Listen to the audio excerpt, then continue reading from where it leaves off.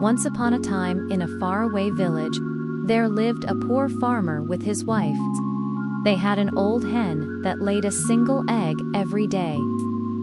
The couple ate the egg every morning for breakfast and saved the rest of the money for their future needs.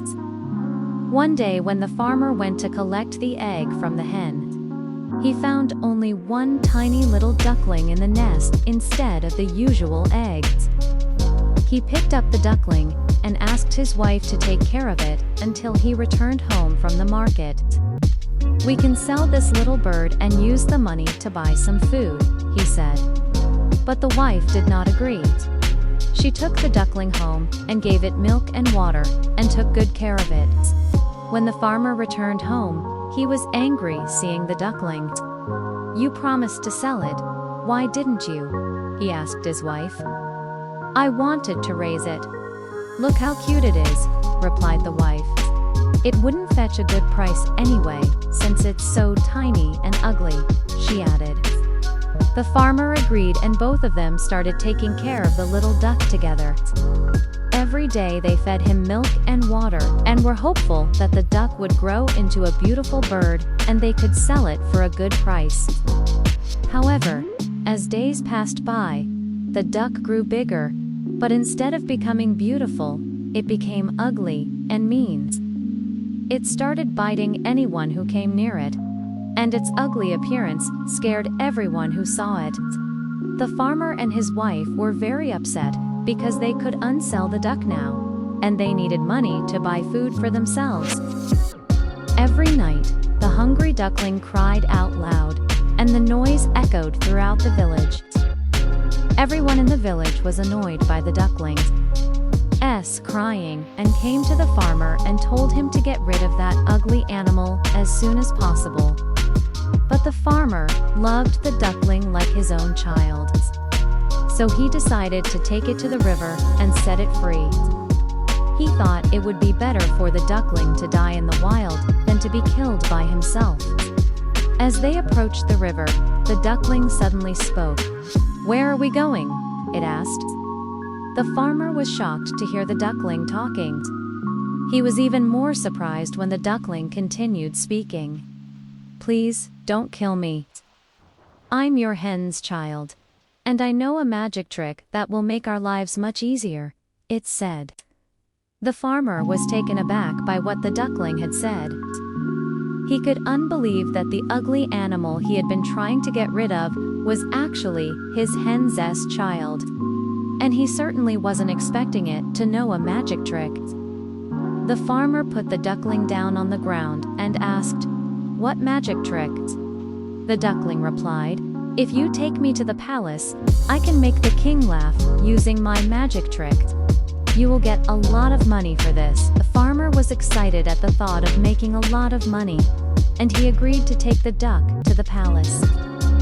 When they arrived at the palace, the duckling told the farmer to leave it outside the main gate.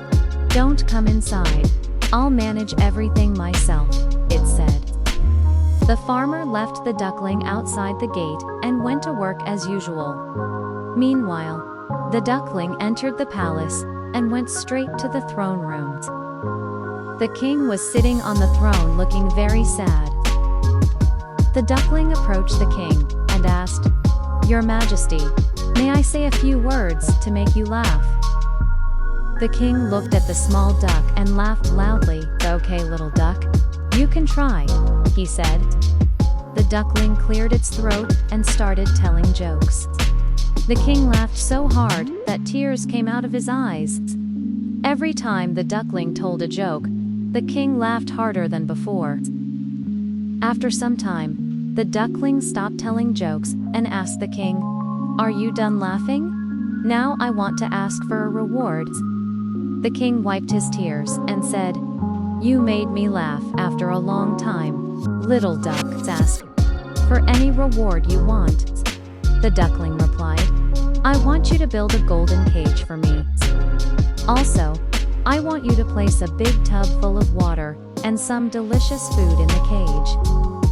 Finally, I want someone to stroke my feathers all day long, so I can spend my life happily here." The king was very impressed by the duckling's confidence, and he agreed to give it whatever it asked for. After that, the duckling went back home. The next day, the king had the golden cage built as the duckling had requested. People placed a tub full of water and delicious food inside the cage. But no one came forward to stroke the duckling's feathers. All the villagers were afraid of the duckling, because it was ugly and mean.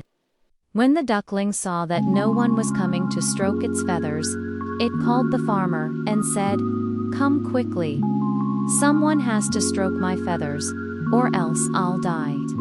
The farmer came running and saw the golden cage. He couldn't believe that the duckling had managed to fool the entire kingdom. However, he didn't go inside the cage to stroke the duckling's feathers either. Instead, he asked the duckling, "Do you remember what you did in the past? You used to bite everyone who came close to you. If I stroke your feathers, you might bite me too," he said. The duckling replied, "That was in the past. Now I have changed. Please, stroke my feathers." The farmer thought about it for a moment and then sat beside the cage and started stroking the duckling's feathers. The duckling closed its eyes and enjoyed the farmer stroking its feathers. It felt so relaxed that it fell asleep. The farmer kept stroking the duckling's feathers until evening, and then he left to return home. From the next day onwards, the farmer came to the palace every day and spent time with the duckling. He stroked its feathers and played with it. Sometimes he would sit inside the cage and tell the duckling stories about the world outside. The duckling would listen to the stories and give comments from time to time. Days turned into weeks, and the once ugly duckling became the most beautiful swan. Its white feathers sparkled in the sun, and its eyes were shining bright.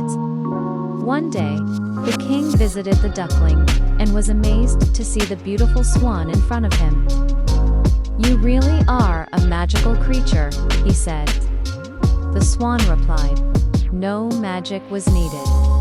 Your people just failed to look beyond my ugliness, you see. Beauty isn't always found in the way we look. It's also found in our actions and behavior.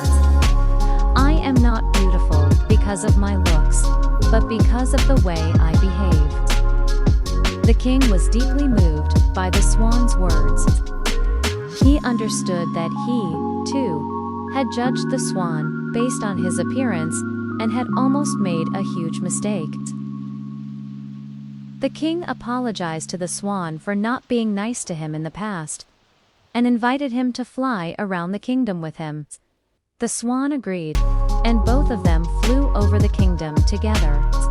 The swan showed the king all the beautiful places in the kingdom from above. They flew over mountains, rivers, valleys, and forests, and the king enjoyed every moment of it.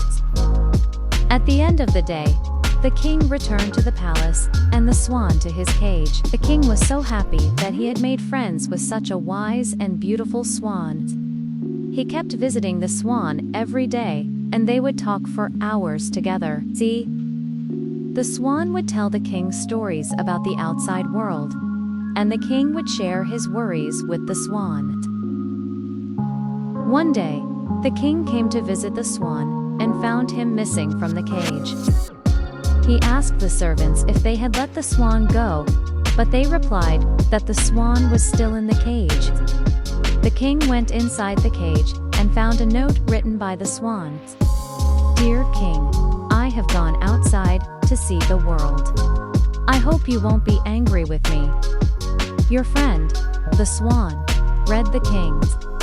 The king searched for the swan all over the kingdom, but he couldn't find him anywhere. He was very sad to lose his friend, and he missed their talks. Days turned into weeks, and the king never saw the swan again. However, the king never forgot the valuable lessons the swan had taught him. He learned that beauty isn't always found in the way we look, and that it's important to be kind to everyone, no matter what they look like.